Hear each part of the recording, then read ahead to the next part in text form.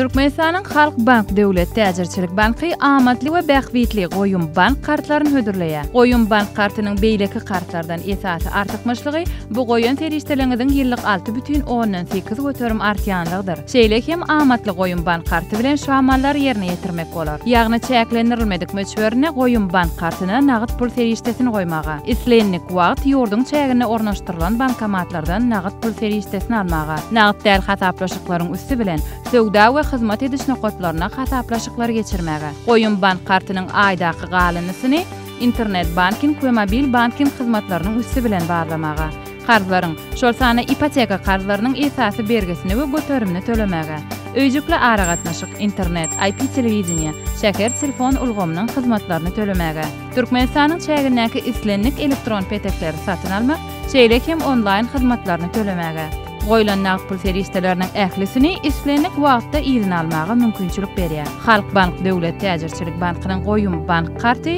nagyt pullan netijeli peýdalanmagyň döwre wap usuly. Halk Bank, halkyň hyzmatyna.